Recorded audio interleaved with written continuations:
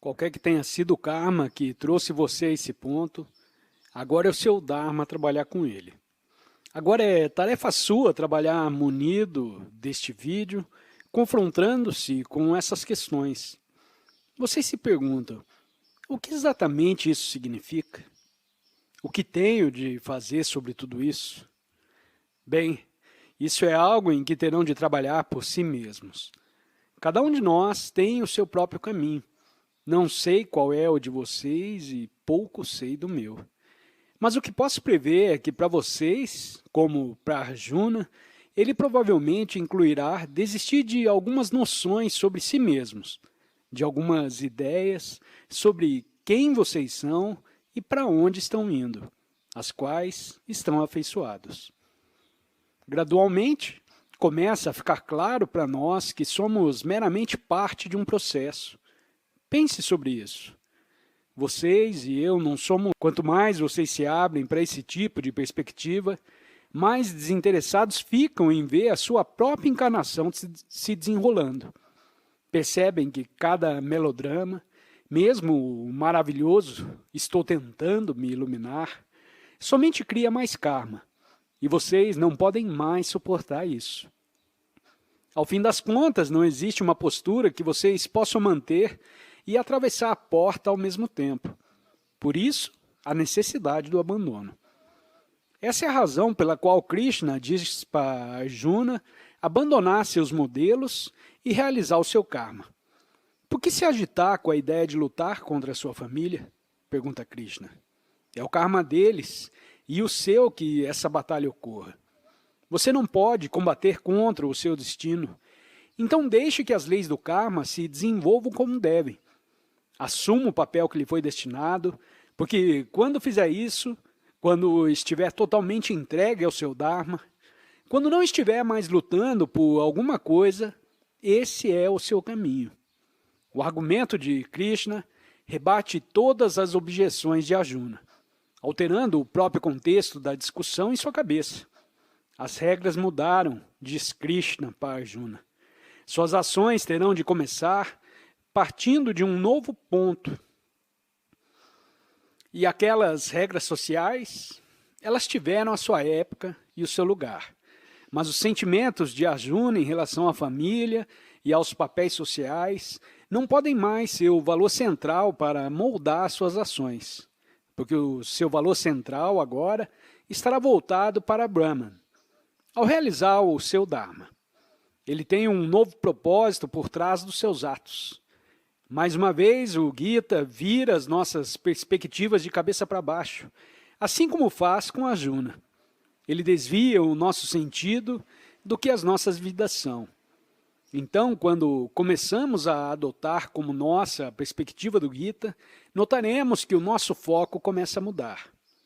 Em vez de nos preocuparmos, tentando obter aquilo que achamos que queremos ou precisamos, começamos a nos acalmar. Começamos a ouvir, esperamos por aquele estímulo interior. Tentamos ouvir, em vez de decidir o que deveremos fazer em seguida. E à medida que ouvimos, escutamos o nosso Dharma cada vez mais claramente.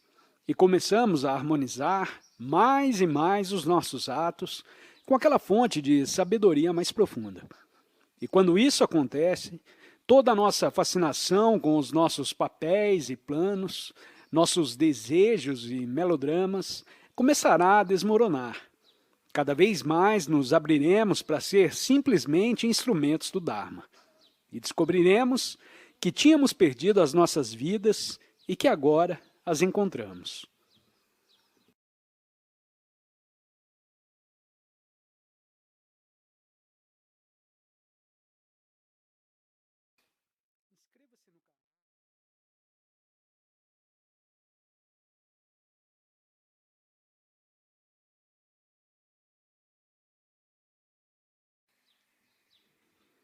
Eu nasci muitas vezes, Arjuna, e muitas vezes você nasceu. Porém, eu me lembro das minhas vidas passadas e você esqueceu as suas. Vimos que a primeira apresentação de Krishna para Arjuna, a primeira semente do que é chamado de sabedoria superior, depende da perspectiva de reencarnação que ele decifra naquela citação. Krishna começou a expor para Arjuna as várias justificativas e alternativas pelas quais ele deve prosseguir, porque deve assumir a batalha de Kurukshetra, que é a luta do Dharma contra a Dharma, do espiritual contra o mundano. E o seu primeiro argumento é aquele que devemos oferecer a um materialista, alguém voltado para o mundano. Simplesmente realize o seu Dharma e não se preocupe com isso. Todos temos que morrer mais cedo ou mais tarde. Krishna diz, pois todas as coisas nascidas, na verdade, devem morrer, e da morte, na verdade, voltar para a vida. Encare aquilo que deve ser e cesse a sua tristeza. Ele está dizendo, veja, você irá morrer um dia, e também todas as pessoas que estão do outro lado. A morte segue o nascimento. Foi assim que o jogo foi projetado. Se você não os matar, alguém irá fazê-lo. O karma deles está meramente sendo realizado por meio de você. Por que tanta preocupação? Tudo isso é inevitável. Está tudo escrito. Você é somente um veículo para o acontecimento. Mas esse argumento não ajuda muito a Arjuna. Ele ainda não está convencido. Então Krishna introduz um segundo argumento. E ele diz, veja, você terá de fazer alguma coisa. Acha que pode escapar sem agir? De maneira alguma. Lembre-se de que Arjuna disse a Krishna que não lutaria e colocara o arco de lado. A resposta de Krishna foi que, na verdade, ele não sairia daquilo tão facilmente. Você simplesmente não pode não agir. Tem de fazer alguma coisa e o que fizer terá algum tipo de karma ligado ao ato. Ao dizer isso, Krishna estava diretamente contrário à ideia que era popular nos ciclos espirituais daquela época, que tinha emergido da filosofia Sankhya. A filosofia Sankhya gira em torno de uma polaridade, um par de opostos chamado Puruska e Prakriti. Purusha sendo o princípio inativo e Prakriti o ativo. As duas forças têm pouco a ver uma com a outra. A inativa era sempre inativa e a ativa era sempre ativa.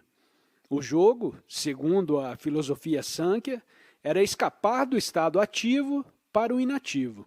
E por isso o objetivo mais alto era fazer nada, simplesmente não agir. Krishna contradiz aquela filosofia e afirma, não é refreando a ação que o homem atinge a liberdade de ação, pois nem por um momento o homem pode ficar sem agir. Inevitavelmente, tudo é impulsionado para a ação pelas forças nascidas da natureza. Aquele que se abstém de agir, mas considera os seus prazeres em seu coração, está sob uma ilusão. A última frase revela o cerne da questão. Aquele que se abstém de agir, mas considera os seus prazeres em seu coração, está sob uma ilusão. Esse é aquele que está ocupado em não fazer algo. É como encontrar alguém que parou de fumar e que está totalmente voltado para isso. Quem é você? Eu sou alguém que parou de fumar há 2 semanas, 4 horas e 32 minutos. Em seus pensamentos forma, ela está fumando pelo menos um maço por hora. Então, Krishna diz a Arjuna, você não pode evitar agir e tentar não agir quando seus desejos são tão fortes que o colocam sob uma ilusão. É uma impostura. Em outras palavras, você não vai se livrar de uma situação difícil simplesmente a ignorando. Podemos ver a maneira como Krishna está construindo seus argumentos para Arjuna. Ele disse, considere que sua família, seus amigos, todos irão morrer de alguma forma. Esse é o argumento número 1. E disse, você não pode não agir, terá que fazer alguma coisa. E esse é o argumento número 2. E agora a parte final, que atinge com vigor a Arjuna, porque vem de um nível o qual ele está especialmente aberto para considerar.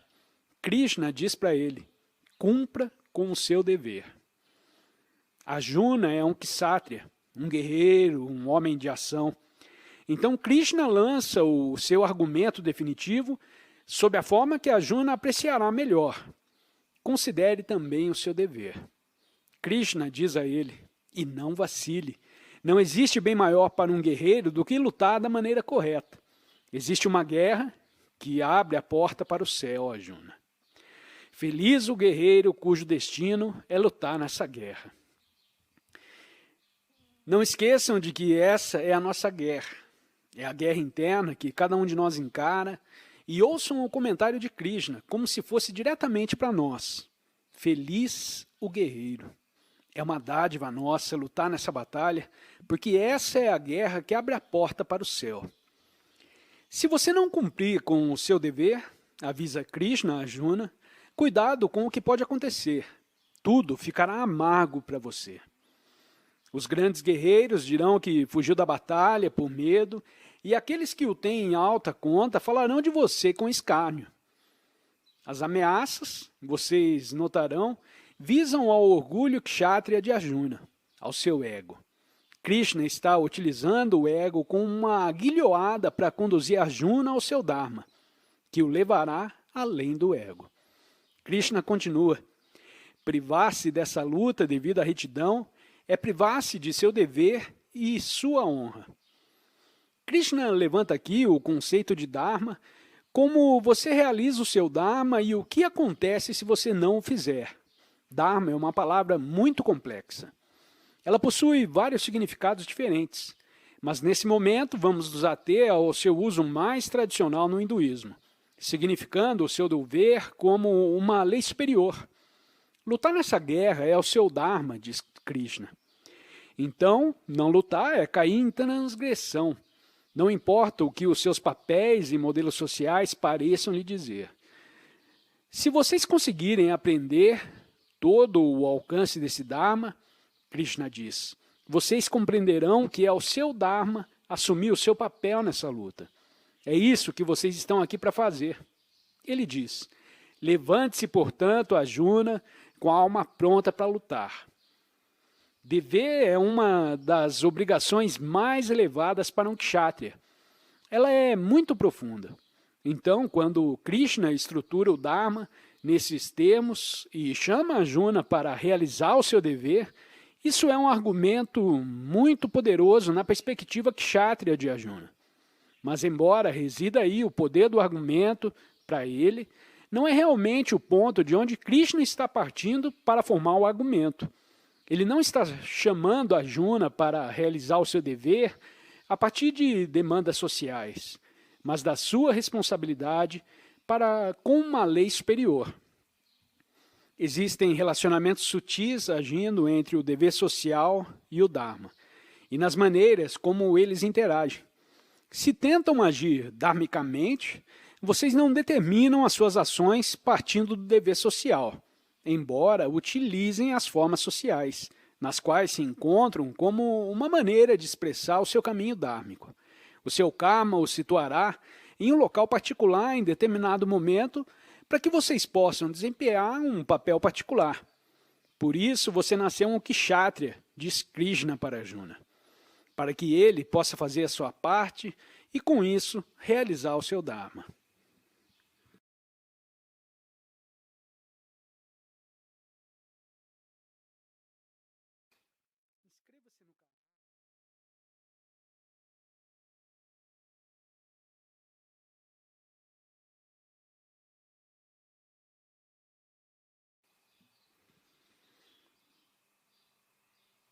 Na tradição hindu, as castas, entre as quais uma delas é a dos kshatriya, eram divisões, na sociedade baseadas no nascimento e no papel de cada um. Portanto, a sua casta definia a sua vida segundo um grupo de coordenadas. Então, havia os ashramas, ou palcos da vida. Eles eram 4. Havia o período compreendido entre o nascimento e os 20 anos, quando você era estudante e estava aprendendo. Depois havia o período dos 20 até os 40 anos, quando cuidava da casa. Você ganhava o dinheiro para sustentar todo o sistema. O estágio seguinte era dos 40 aos 60, para a realização do estudo religioso. E dos 60 em diante, você se tornava um renunciante, um súnia. Afastava-se de todo o aspecto mundano e voltava a sua atenção completamente para Deus. Todo esse sistema hindu de definição pessoal, de acordo com essas duas coordenadas, é chamado de Chaturvarnashrama Dharma, o Dharma da casta e do ashrama. E entre a casta, por um lado, e o ashrama, pelo outro, a sua vida era muito claramente delineada, como um lote em um mapa. Se você fosse um kshatriya de uma certa idade, então haveria uma prescrição védica bem definida para o que deveria fazer naquele dia. Era chamado de seu Shivadharma, e era uma estrutura absolutamente definida, delimitando a ação apropriada. Krishna está rigidamente dentro desse sistema quando diz para Arjuna: faça o seu dever, faça o que é apropriado. Em nossa cultura, temos mais um problema ao tentar decidir o que é apropriado. Não temos castas ou ashramas para nos dizer o que deveríamos fazer em um determinado momento.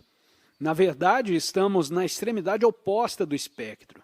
Existem muito poucas prescrições culturais claras que estejam profundamente enraizadas em nossa sociedade para nos dizer o que fazer. Então, enfrentamos o fato de imaginar o que seria o nosso Dharma, sem aquele tipo de matriz confortável para nos guiar. Temos que confiar em nós mesmos.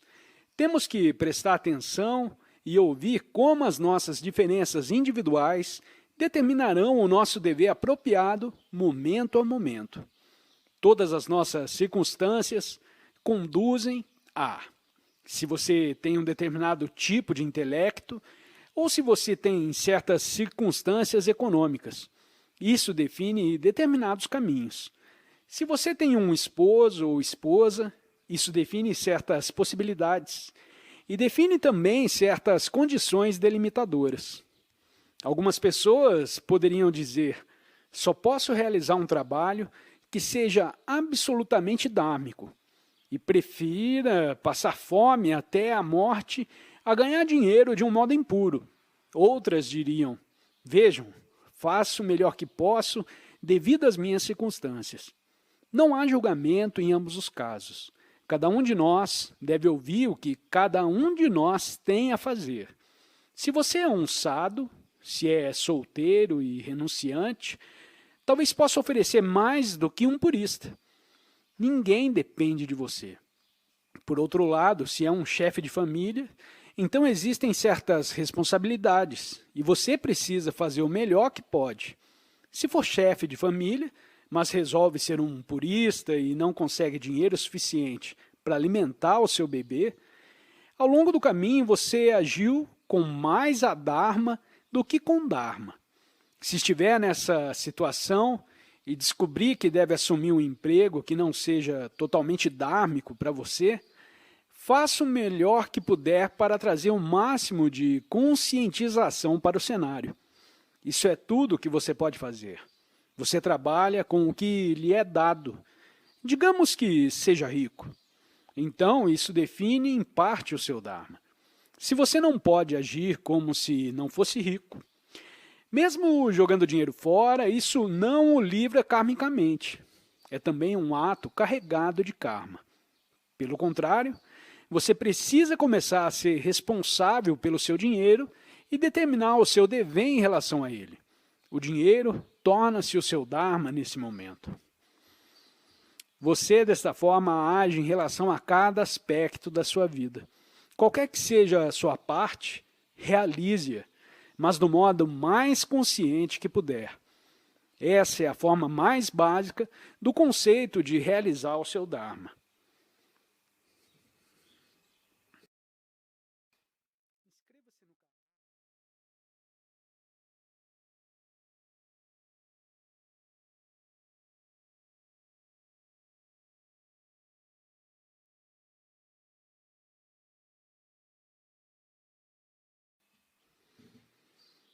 O porquê de você estar realizando o seu Dharma virá depois.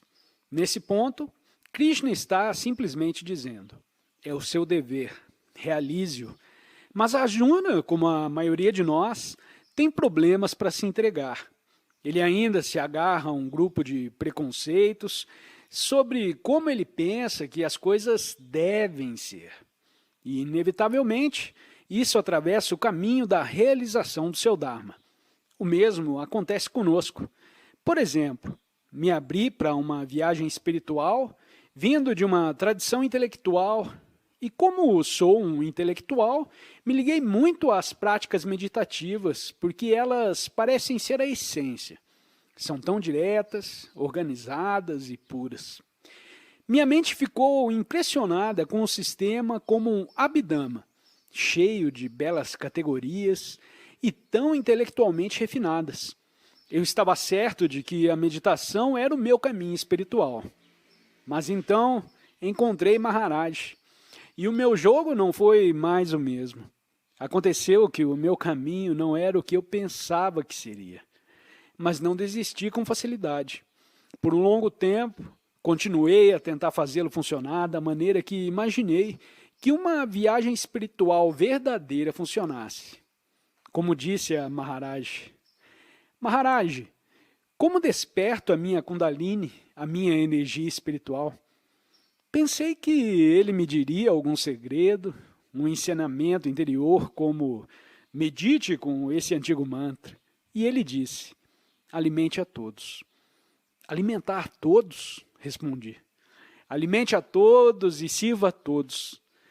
Maharaj, para despertar minha Kundalini? E ele disse, a Kundalini pode ser despertada pelo toque de um guru. O guru pode somente pensar sobre isso e a sua Kundalini será desperta. Não se preocupe com isso. Simplesmente alimente as pessoas e sirva a elas. Ele estava dizendo para mim, cumpra o seu Dharma. E o meu Dharma não era a meditação. Com o tempo ficou claro para mim que o meu yoga é a devoção e o serviço. E que o meu Dharma é a devoção e o serviço. Goste ou não. Esse é o meu Dharma. É o que me foi dado para trabalhar. Mas levei um tempo para aceitá-lo ou para me entregar a ele. Arjuna está na mesma situação difícil aqui. Ele não gosta do Dharma que está encarando no campo de batalha. Tem as suas próprias ideias sobre o que gostaria que fosse o seu caminho. Porém, gradualmente, começamos a compreender que seguir o nosso caminho não nos levará para onde gostaríamos de ir. Reconhecemos que o nosso Dharma é a nossa rota e começamos a nos entregar a ela. É isso que Krishna está aconselhando Arjuna a fazer. Essa é a roda da lei colocada em movimento. E o homem vive, na verdade, em vão, se em uma vida pecadora de prazeres não ajuda a sua evolução. Mas o homem que descobriu a alegria do Espírito e que no Espírito encontra a satisfação, esse homem está além da lei da ação.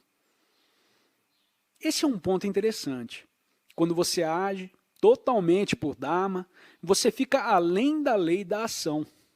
Quando se entrega totalmente ao seu Dharma, você não está mais agindo para lutar, mas a partir do Espírito. Quando isso acontece, você não está mais criando karma para si. Age somente para realizar o seu Dharma, e não a partir de um motivo pessoal. Por isso o karma não acumula. Mas não é só isso. Você não somente para de aumentar a conta do seu karma, como toda a relação com a sua vida muda. Tudo passa a ser uma aparência, um teatro. Plotino disse, assassinos, a morte em todas as suas formas, a captura e a pilhagem de cidades, tudo deve ser considerado como um palco. Tantas mudanças de cenário, o horror e o clamor de uma peça. Pois aqui também, em todo esse destino mutável da vida, não é o homem verdadeiro, a alma interior que se angustia e lamenta, mas meramente um fantasma do homem. O homem exterior encenando a sua parte nos palcos do mundo. Em Viagem ao Oriente, de Hermann Hesse, Léo diz, Naturalmente, podemos fazer todo tipo de coisa com a vida. Fazer dela uma obrigação, ou um campo de batalha, ou uma prisão. Mas isso não a deixa mais bonita. A vida, como ela é, quando bela e feliz, é um jogo. Um jogo? Isso não muda a complexidade das coisas? Tudo fica menos carregado. Quando você está desempenhando o seu Dharma, brota uma equanimidade em tudo o que você faz. Mr. Eckhart escreveu: temos que assumir tudo que Deus coloca sobre nós de modo imparcial, sem comparar ou se perguntar o que é mais importante, ou mais elevado, ou melhor. Devemos simplesmente seguir para onde Deus conduz. Quando começamos a apreciar cada vez mais a singularidade de todo esse projeto, surge uma sabedoria que reconhece que nenhuma parte é melhor e nenhuma parte é pior do que a outra. Cada uma é somente diferente da outra. A peça se desenrola tranquila quando cada pessoa faz a sua parte de modo perfeito. Sem cobiça, querendo fazer o papel de outra pessoa, simplesmente feliz por realizar o seu próprio Dharma.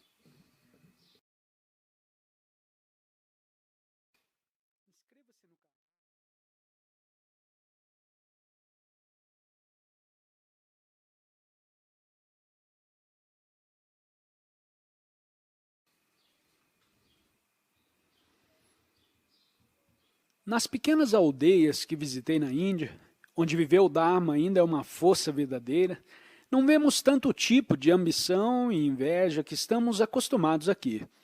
Vemos o varredor totalmente engajado em ser um varredor perfeito. É a parte dele. E ele não fica dizendo: vejam como eu sou um bom varredor. Ele simplesmente varre da melhor maneira que sabe.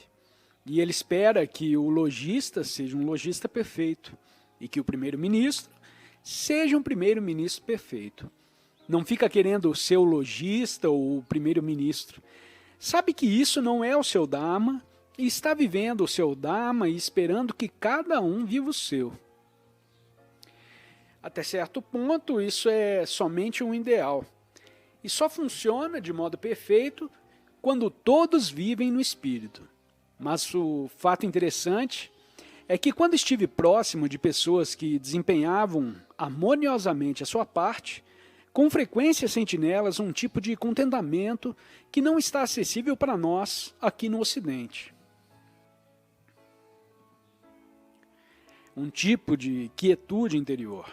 Parte da luta desesperada é liberada. Podemos ver que existem maneiras de desempenhar os nossos papéis sem realizá-los tão integralmente. Na verdade, não é necessário levar a vida de modo tão pessoal. O homem que conhece a relação entre as forças da natureza e as ações, diz Krishna, vê como algumas forças da natureza agem sobre outras forças da natureza e não se torna um escravo delas. O seu corpo, a sua mente, a sua personalidade, tudo isso é parte da natureza. É o que acontece de acordo com uma lei. Por que você fica tão tenso e inflexível em relação a isso? Deixe se manifestar em harmonia e não lute tanto contra ela. Viva sua vida de modo mais leve, mais impessoal. Não se deixe aprisionar, deter-se tanto em seu melodrama. Todos nós adoramos os nossos melodramas. Cada um de nós tem um. Todos pensam que existe algo fazendo alguma coisa, ou alguém pensando algo, ou alguém desejando uma coisa. Preciso fazer sexo hoje à noite, senão morrerei. Estou tão sozinho, não consigo meditar. Sou tão alto. Ficamos todos envolvidos em nossos melodramas, tão ocupados pensando que somos atores, tão ocupados pensando que estamos fazendo tudo, mas é somente a manifestação da lei acontecendo. É engraçado. Mas para ver isso, para começar a apreciar o aspecto que segue essa lei se desenrolando, precisamos desenvolver um pouco de perspectiva. Uma bela meditação pode ser pegar uma semente e enterrá-la em um pouco de terra. Coloque-a na janela da cozinha e observe-a crescer e se transformar em uma planta, depois em uma flor. Simplesmente observe-a todos os dias. Utilize isso como seu exercício diário de meditação. Veja como todo o processo se desenrola. Depois desvie o foco de sua atenção. Estude a si mesmo da mesma maneira como observou o crescimento da semente. Observe a sua própria vida, as suas ações com o mesmo sentido exterior e de curiosidade até que possa ver as leis da natureza trabalhando em você. Poderá verificar o que desperta a raiva, o amor, o que conduz ao desejo. Simplesmente observe tudo. Não argumente, não julgue. Simplesmente observe. E quando começar a desenvolver essa perspectiva, verá que os seus atos ficarão gradualmente menos movidos pelo apego e cada vez mais ligados ao fluxo inexorável e simples das coisas.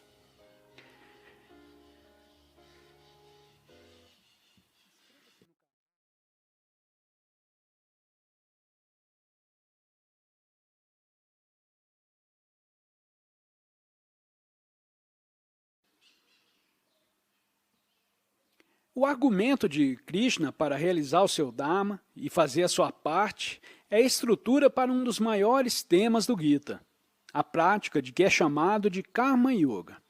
Até agora, Krishna tem persuadido Arjuna, dizendo a ele por que deveria lutar na batalha. Agora, começará a explicar a maneira como deve fazer para agir. Isso é, o contexto a partir do qual ele deve entrar na batalha. Na verdade, ele irá definir a técnica através da qual nós transformamos as nossas ações, colocando-as em harmonia com o nosso Dharma. Temos aqui alguns slokas para refrescar nossa memória. Porém, grande é o homem que, livre dos apegos e com a mente regendo seus poderes em harmonia, trabalha no caminho do Karma Yoga. Liberto dos elos do apego, realize o seu trabalho a ser feito, pois o homem cujo trabalho é puro atinge, na verdade, o Supremo. Realize o seu trabalho, mas sem apegos. Isso representa a primeira parte da fórmula.